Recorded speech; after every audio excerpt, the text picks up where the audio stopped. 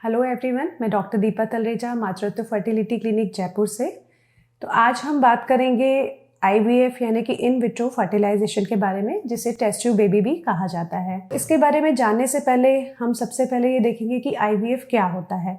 तो अगर हम आईवीएफ की बात करें, जैसा कि इसका नाम बताता है, इन विट्रो फर्टिलाइजेशन, यानी कि ऐसी प्रोसेस जहाँ पर जो फर्टिलाइजेशन की प्रोसेस होती है, जो स्पर्म और एग का मिलना होता है, ये प्रक्रिया बॉडी के बाहर की जाती है, इसीलिए इसे इन विट्रो फर्टिलाइजेशन कहते हैं। अब आगे बढ़ने से पहले हमें ये जानना होगा कि किन कपल्स को इस ट्रीटमेंट की आवश्यकता होती है, यानी कि आईवीएफ के इंडिकेशंस क्या हैं। तो जब हम इंडिकेशंस की बात करते हैं तो सबसे पहला इंडिकेशन होता है ट्यूबल फैक्टर इनफर्टिलिटी, यानी कि ऐसी महिलाएं जहाँ जिनके जो ट्यूब्स हैं वो किसी कारण से, किसी इन्फेक्शन की वजह से या फिर किसी भी वजह से वो फर्टिलाइजेशन करने के लिए ठीक नहीं है, यानी कि ट्यूबल ब्लॉक हो गया है या फिर और कोई इन्फेक्शन की वजह से ट्यूबें चिपकी हुई हैं जहाँ पर नॉर्मल फर्टिलाइजेशन की प्रक्रिया संभव नहीं है, तो यहाँ पर आईवीएफ के माध्यम से ऐसे कपल को कंसेप्शन में हेल्प की जा सकती है। अगला इंडिकेशन होता है मेल फैक्टर इनफर्टिलिटी, यानी कि ऐसे कपल जहाँ पर जो हस्बैंड का सीमन सैंपल है उसमें या तो काउंट में कमी है, मोटिलिटी में, मॉर्फोलॉजी में प्रॉब्लम है, और कभी कभी सारे पैरामीटर्स अफेक्टेड हैं, और या फिर ऐसे पुरुष जहाँ पर स्पर्म काउंट निल है, यानी कि एजोस्पर्मिया की कंडीशन है, जहाँ पर कई बार डॉक्टर टेस्टिकुलर स्पर्म एक्सट्रैक्शन करते हैं, यानी कि टेस्टिस से शुक्राणुओं को बाहर निकाला जाता है और इस प्रक्रिया में आईवीएफ ट्रीटमेंट का सहारा लिया जाता है। अगला इंडिकेशन होता है कुछ मेडिकल कंडीशंस, जैसे कि एंडोमेट्रियोसिस की समस्या। अगर किसी फीमेल को सिवियर एंडोमेट्रियोसिस की परेशानी है या फिर माइल्ड टू मॉडरेट एंडोमेट्रियोसिस है और वो और ट्रीटमेंट ऑप्शंस ले चुके हैं परंतु सक्सेस नहीं मिली है, तो आईवीएफ उनके लिए एक वायबल ऑप्शन होता है।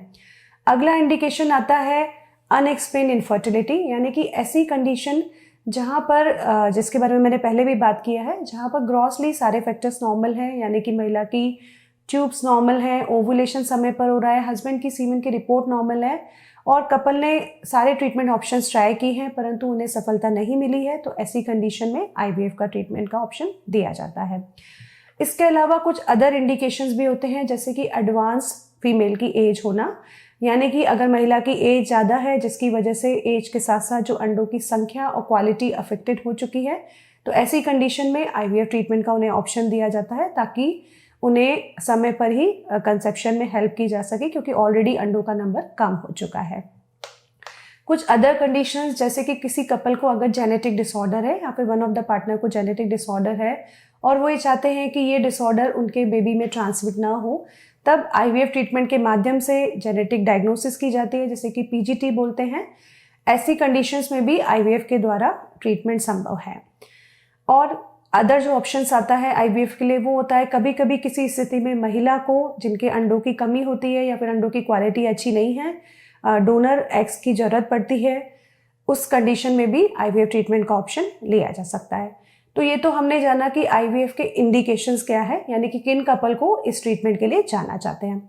अब हम बात करते हैं डिटेल में थोड़ा सा आईवीएफ कैसे किया जाता है, यानी कि किन किन चरणों में आईवीएफ प्रोसेस को अपन डिस्क्राइब करते हैं।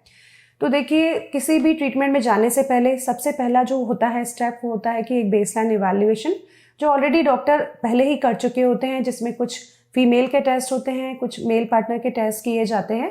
ये प्रॉपर इवैल्यूएशन करने के बाद जब डॉक्टर डिसाइड करते हैं कि इस कपल को, इस पेशेंट को अब आईवीएफ के लिए स्टार्ट करना है, तो हमारा जो सबसे पहला स्टेप होता है वो होता है फॉलिकुलर ग्रोथ को स्टिमुलेट करना, यानी कि अंडों को बढ़ाना।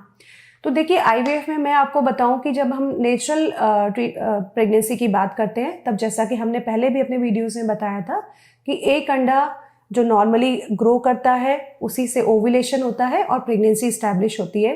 परंतु आईवीएफ में हमारा उद्देश्य होता है कि एक महिला की ओवरी में उस साइकिल में जितने भी एग्स मौजूद हैं, जितने भी फॉलिकल्स अवेलेबल हैं, उन सबको स्टिमुलेट करना होता है।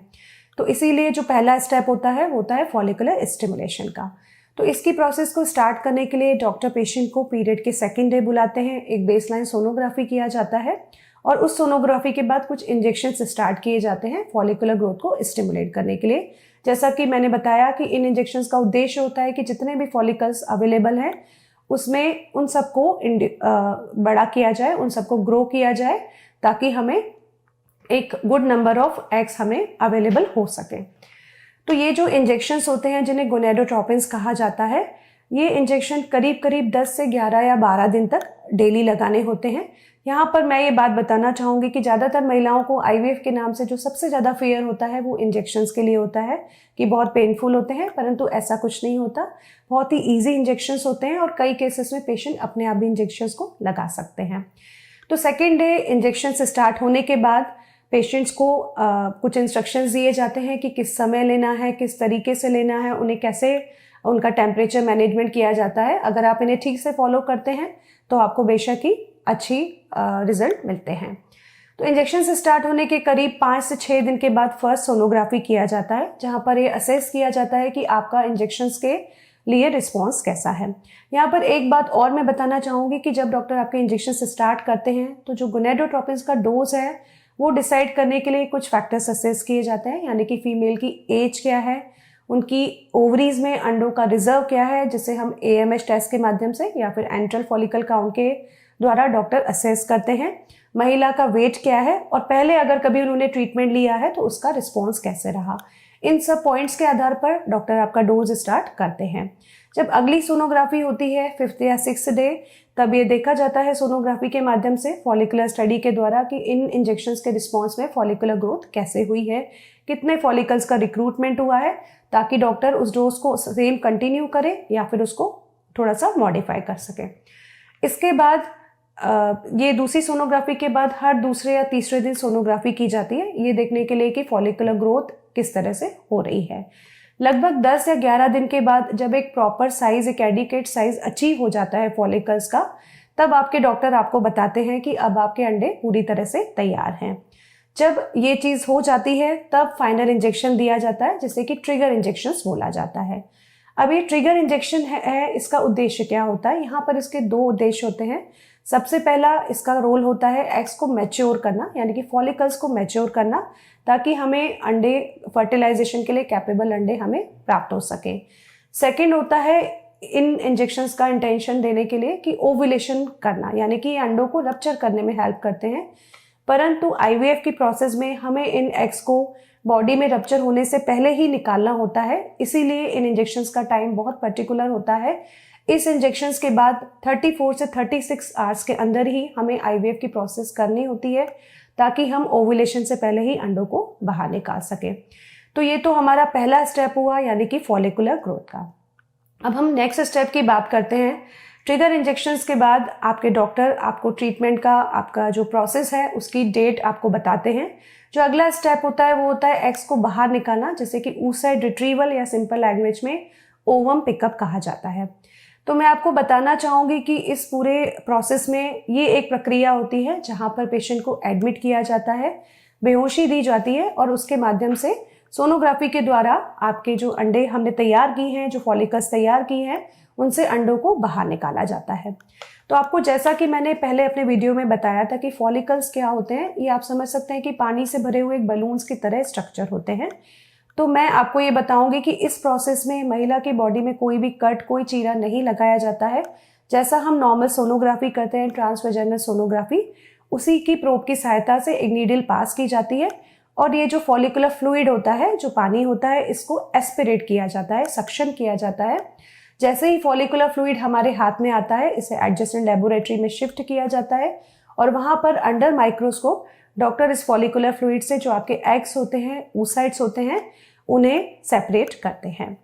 तो ये तो होता है नेक्स्ट स्टेप, यानी कि oocyte रिट्रीवल का या फिर एग रिट्रीवल का जो नेक्स्ट स्टेप होता है। ये प्रक्रिया बहुत ही डे केयर प्रोसीजर होती है। पेशेंट सेम डे एडमिट होकर लगभग 4 से 5 घंटे बाद उन्हें हॉस्पिटल से डिस्चार्ज कर दिया जाता है।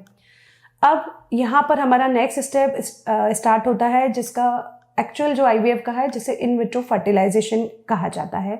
यानी कि अब हमें फर्टिलाइज करना है जो हमें एग्स प्राप्त हुए हैं और जो मेल पार्टनर है उनके स्पर्म्स को। तो देखिए, मेल पार्टनर के जो स्पर्म्स हैं वो हमें इजैकुलेटेड सैंपल में मिल सकते हैं, या फिर कभी कभी कुछ केसेस में जहाँ पर टेस्टिस से स्पर्म्स एक्सट्रैक्ट करने पड़ते हैं, वहाँ पर स्पर्म्स को लेके फर्टिलाइजेशन की प्रोसेस कराई जाती है। अब अगर हम फर्टिलाइजेशन की बात करें तो ये 2 तरीके से होता है। एक तो होता है कन्वेंशनल मेथड, जिसे आईवीएफ कहा जाता है, और सेकेंड मेथड होता है जिसे ICSI या ICSI बोला जाता है। इस प्रक्रिया में क्या किया जाता है, ये कैसे होती है, ये हम डिटेल में अपने आगे के वीडियोस में डिस्कस करेंगे, परंतु फिर भी मैं शॉर्ट में बताना चाहूँगी कि ICSI में बेसिकली एक oocyte लिया जाता है, एक मैच्योर एग लिया जाता है और स्पर्म को लेके नीडल के माध्यम से उसके अंदर इंजेक्ट किया जाता है, यानी कि फर्टिलाइजेशन की प्रोसेस इस्टेब्लिश की जाती है। तो ये हो गया हमारा नेक्स्ट स्टेप, यानी कि फर्टिलाइजेशन वाला। अब इसके बाद क्या होता है कि जो हमने एग्स को और स्पर्म को फर्टिलाइजेशन के लिए छोड़ा है, उसके बाद जो एम्ब्रियोज यानी कि जो बेबीज हैं वो तैयार होते हैं। तो देखिए, जब हम IVF करते हैं तब जो डेज की काउंटिंग होती है वो कुछ इस तरह से की जाती है कि एग रिट्रीवल का जो डे है उसे डे 0 कहा जाता है और उसके बाद हर डे के अकॉर्डिंग एम्ब्रियो की ग्रोथ काउंट की जाती है, यानी कि 2 डेज के एम्ब्रियो, 3 डेज के या फिर 5 डेज के एम्ब्रियोज तक उनकी ग्रोथ को असेस किया जाता है, जिन्हें कि ब्लास्टोसिस भी कहा जाता है। अब नेक्स्ट जब एम्ब्रियोज फॉर्म हो जाते हैं तब उनका असेसमेंट किया जाता है, उनकी क्वालिटी क्या है, उनकी क्वांटिटी क्या है, यानी कि कितने एम्ब्रियोज हमें टोटल इस प्रोसेस के द्वारा मिले हैं, उनमें से कितने अच्छी क्वालिटी के हैं जिनको कि महिला के यूट्रस में ट्रांसफ़र किया जा सकता है। तो जो नेक्स्ट स्टेप आता है वो होता है एम्ब्रियो ट्रांसफ़र का, यानी कि अब जो हमारे पास एम्ब्रियोज हैं उन्हें हमें ट्रांसफ़र करना है। ट्रांसफ़र जब किया जाता है एम्ब्रियोज, उनमें कितने एम्ब्रियोज को ट्रांसफ़र करना है, सिंगल एम्ब्रियो ट्रांसफ़र करना है या एक से ज़्यादा एम्ब्रियोज ट्रांसफ़र करने हैं, ये डिपेंड करता है एम्ब्रियोज की क्वांटिटी पर और उनकी क्वालिटी पर। तो ये डिसीजन आपके और सारे फैक्टर्स, यानी कि फीमेल की एज क्या है, उनका प्रीवियस रिस्पॉन्स क्या है, इन सब के आधार पर आपके डॉक्टर आपसे डिस्कस करते हैं एम्ब्रियोज के नंबर के बारे में कि कितने एम्ब्रियोज ट्रांसफ़र किया जाए। अब जब हम एम्ब्रियो ट्रांसफ़र की बात करते हैं तो मैं यहाँ पर आपको बताना चाहूँगी कि इसे भी 2 तरह से किया जाता है। एक तो होता है फ्रेश एम्ब्रियो ट्रांसफ़र, यानी कि सेम साइकिल में जिसमें हमने अंडे निकाले हैं और उसके 3 दिन के बाद या फिर 5 दिन के बाद जो भी स्टेज पे हम ट्रांसफ़र करना चाहते हैं, यानी कि डे 3 के एम्ब्रियोज हैं जिन्हें कि क्लीवेज स्टेज एम्ब्रियोज कहते हैं, या फिर अगर हम ब्लास्टोसिस करना चाहते हैं, अगर सेम साइकिल में ट्रांसफ़र किए जाते हैं तो उसे फ्रेश एम्ब्रियो ट्रांसफ़र कहते हैं। परंतु कभी कभी कुछ स्थिति में फ्रेश एम्ब्रियो ट्रांसफ़र नहीं किया जाता है, जैसे कि अगर कई बार इंजेक्शंस के रिस्पॉन्स में महिलाओं की ओवरीज काफ़ी हाइपर स्टिमुलेटेड होती हैं, हार्मोन्स का लेवल काफ़ी हाई होता है, या फिर किसी कारण से जो महिला की एंडोमेट्रियम है, यानी कि जो यूट्रस की लाइनिंग है, वो अप्रोप्रिएट नहीं है ट्रांसफ़र के लिए, तो ऐसी कंडीशन में आपके डॉक्टर डिसीजन लेते हैं कि जितने भी एम्ब्रियोज फॉर्म हुए हैं उन सबको फ्रीज़ किया जाता है, जिसे कि एम्ब्रियो फ्रीजिंग कहते हैं। और एक बार फ्रीज होने के बाद अगली साइकिल में यूट्रस को प्रिपेयर करके जितने भी एम्ब्रियोज हमें ट्रांसफ़र करने हैं उन्हें ट्रांसफ़र किया जाता है। तो इस ट्रांसफ़र की प्रोसेस को फ्रोज़न एम्ब्रियो ट्रांसफ़र कहा जाता है। तो फ्रेश या फ्रोज़न कौन सा बेटर होता है, कैसे किया जाता है, ये सब हम आगे अपने वीडियोस में डिस्कस करेंगे। तो ये तो हो गया अगला स्टेप, यानी कि एम्ब्रियो ट्रांसफ़र का स्टेप। अब जब एम्ब्रियो ट्रांसफ़र किया जाता है तो यहाँ पर मैं आपको बताना चाहूँगी कि इस प्रोसेस में कोई एडमिशन की नीड नहीं होती, कोई एनेस्थीसिया नहीं दिया जाता। ये एक सिंपल प्रोसेस है जिसके होने के कुछ समय बाद महिला आराम से डिस्चार्ज होकर अपने घर जा सकते हैं। अब एम्ब्रियो ट्रांसफ़र के बाद कुछ क्या प्रिकॉशंस लेने होते हैं, ये सारे इंस्ट्रक्शंस आपको डॉक्टर देते हैं कि आपको क्या करना होता है, क्या नहीं करना होता है। प्लस यहाँ पर कुछ मेडिसिन का सपोर्ट दिया जाता है, जैसे ल्यूटियल फेज सपोर्ट बोलते हैं। आपकी एज अ पेशेंट ये रिस्पॉन्सिबिलिटी होती है कि जो डॉक्टर ने आपको जिस तरह से मेडिसिन एडवाइस किए उन्हें प्रॉपरली आप लें। यहाँ पर मैं एक बात और बताना चाहती हूँ कि कई महिलाओं के मन में ये डर होता है कि IVF के ट्रीटमेंट के बाद, एम्ब्रियो ट्रांसफ़र के बाद क्या हमें पूरी तरह से बेड रेस्ट पे रहना पड़ेगा, तो ये बिल्कुल भी गलत है। ऐसा कुछ नहीं होता। एम्ब्रियो ट्रांसफ़र के बाद आप आराम से अपनी नॉर्मल एक्टिविटीज़ रिज्यूम कर सकते हैं। हाँ, कुछ प्रिकॉशंस होते हैं जो आपके डॉक्टर आपको एडवाइस करते हैं, अदरवाइज आप एक नॉर्मल अपनी लाइफ स्पेंड करते हैं। अब जो नेक्स्ट स्टेप आता है जिसका सभी को इंतज़ार रहता है, यानी कि प्रेगनेंसी रिजल्ट का। तो एम्ब्रियो ट्रांसफ़र के लगभग 14 to 15 डेज के बाद हम प्रेगनेंसी टेस्ट के लिए पेशेंट को एडवाइस करते हैं।